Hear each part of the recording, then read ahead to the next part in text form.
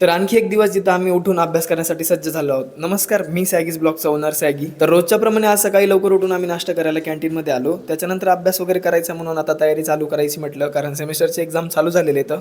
तर 2-3 हप्ते झाले आमची नुसते एक्झामच चालू होतं. त्याच्यानंतर मग मेसमध्ये आलो मी. दुपारची वेळ होती, आता जेवण करायचं म्हणून इथं ताट वगैरे घेतलं आणि आज मला चक्क आमच्या CR सोबत बसण्याचा लाभ भेटला जेवण करायला. तर या लाभार्थी योजनेचा लाभ उचलून मी डायरेक्ट आता हॉस्टेलला आलोय. त्याच्यानंतर अजून एक काम बाकी होतं, म्हणजे आपल्याला कपडे धुवायला टाकायचे होते. तर मग घेऊन चाललो कपडे आणि आता टाकलेत बरं का कपडे वॉश करायला. त्याच्यानंतर अजून एक काम होतं हॉस्टेल ऑफिसमध्ये, मग ते घेतलं आणि आपलं काम वगैरे आता संपलेतं. आता दुपारची वेळ आहे आणि आमचा अभ्यास आणि मॅच दोन्ही एक सोबत आलेत. काय निवडावं म्हटलं, मग मी निवडली कॉफी. त्याच्यामुळे मग मी डायरेक्ट कॅन्टीनमध्ये आलो. आता 5 युनिट वाचून झाले तरी पण असा चेहरा केल्यावर आम्ही काय करावं, ज्यांनी अजून पुस्तक पण नाही उघडलं. म्हणून मग मी डायरेक्ट CRकडे आलो आणि आमच्याकडे बघितलं म्हणजे काय काय नोट्स येतात. आता सिलेबस बघता बघता मॅचकडे कधी लक्ष गेलं कळलंच नाही. मग आता डोक्याला ताण आला म्हणून डायरेक्ट ग्राउंडवर आलो बरं का.